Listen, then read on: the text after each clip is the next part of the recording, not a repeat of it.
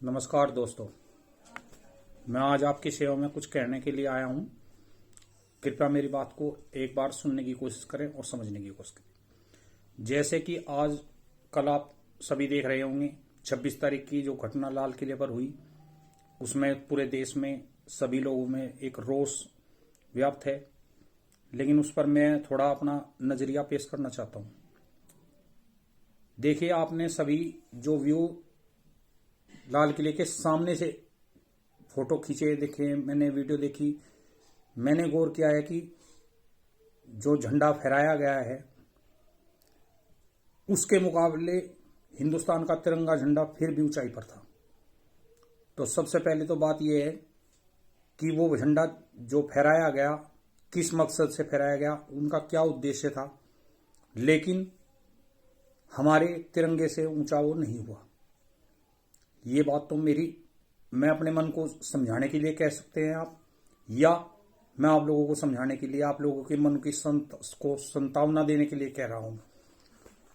आप मेरी बात की भावनाओं को समझने की कोशिश करें।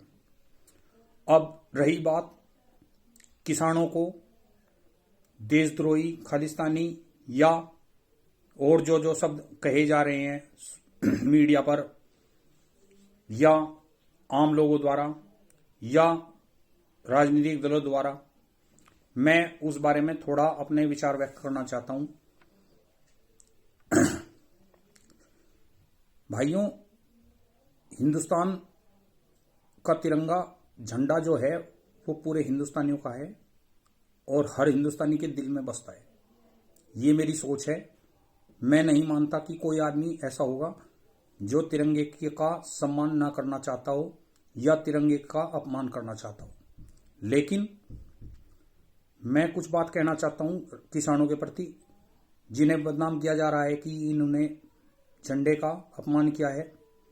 मैं उनके बारे में सिर्फ एक ही बात कहना चाहता हूं कि भारत की चारों सीमाओं पर, चाहे वो पाकिस्तान हो, चाहे चीन हो, चाहे बर्मा हो, चाहे समुद्री हो, उस पर जो जवान काम कर रहे हैं वे ज्यादा से ज्यादा सभी ग्रामीण क्षेत्र से और किसानों के बच्चे हैं।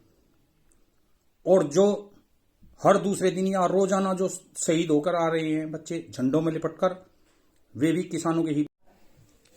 एक बात और मैं जो कहना चाहता हूं कि जितनी भी राजनीतिक पार्टियां हैं, जितनी भी उनके मंत्री हैं, विधायक हैं या और जिस भी तरीके के उनके कर्मचारी हैं, या हिंदुस्तान के जो औद्योगिक घराने हैं या शहरों में रहने वाले बिजनेसमैन हैं और दूसरा जो तबका है, ठीक है, होंगे जरूर, मैं ये नहीं कहता। लेकिन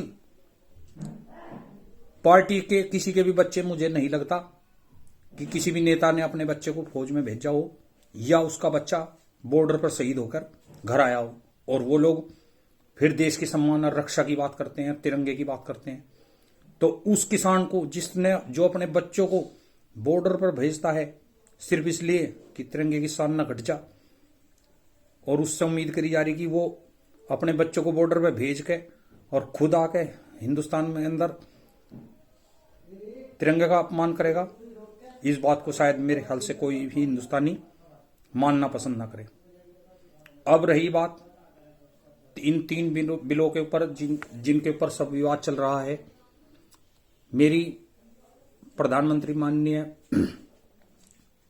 प्रधानमंत्री नरेंद्र मोदी जी से रिक्वेस्ट है कि आप इस बात को एक ईगो का विषय ना बनाकर, इसे जहां आपने 2 साल का समय होल्ड पर रखने की कह रहे हैं, उसके बजाय आप 1 साल की समय सीमा निर्धारित कर और किसानों के जो नेता और कृषि विशेषज्ञ वह और जो इस मामले के ज्यादा जानकार हैं, उन सभी को मिलाकर एक रिटायर्ड सुप्रीम कोर्ट के जज के द्वारा की अध्यक्षता में एक कमेटी बनाकर और 1 साल का समय निर्धारित कर सर्वसम्मति से एक नए कानून को बनाएं और 1 साल के अंदर ही नए बजट से पहले उसे लागू कर दें। उसमें आपकी भी शान है, देश के किसान की भी शान है, और शायद मेरी सोच है कि इतिहास में आपका नाम स्वर्णिम अक्षरों में लिखा जाएगा यदि आप ऐसा करने की कोशिश करेंगे। मोदी जी, आप ऐसे पद पर हैं कि आपके हर कदम की जो विवेचना है वो इतिहास में की जाएगी। देखिए, आना जाना सब है, लेकिन मैं ये चाहता हूं कि आप अपने बाद अपने कारनामों से इतिहास में एक स्वर्णिम जगह बनाएंगे। और रही बात हमारे समर्थन की, तो मैं किसी पार्टी से बिलोंग नहीं करता, मैं किसी जाति धर्म के ना पक्ष में ना विपक्ष में, ठीक है जी।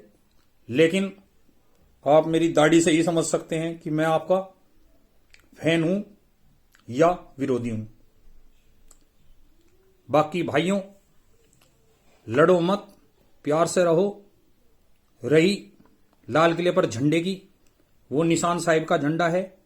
मैं ये कहता हूं, जिस तरीके से उससे भी ऊंचा तिरंगा वहां लगा हुआ है, उसी के नीचे केवल निशान साहिब का ही नहीं, सभी हमारे जितने धर्म हैं, जैन, बौद्ध, ईसाई, मुस्लिम, हिंदू, सभी धर्मों के झंडे होने चाहिए और उन सब के ऊपर तिरंगा झंडा होना चाहिए। उससे हमारी शान घटेगी नहीं। ये हमारे तमगे हैं, ये हमारे एक तरह से मजबूत स्तंभ है, और इससे हमारा भाईचारा दर्शाया जाता है। इसमें शर्म नहीं, इससे भाईचारा बढ़ेगा और लोगों को पता चल जाएगा कि उस देश में सभी धर्म बराबर लगे हुए हैं और एक दूसरे के सहयोग में। बस मैं आज इतनी ही बात कहना चाहता हूं। धन्यवाद। जय हिंदुस्तान।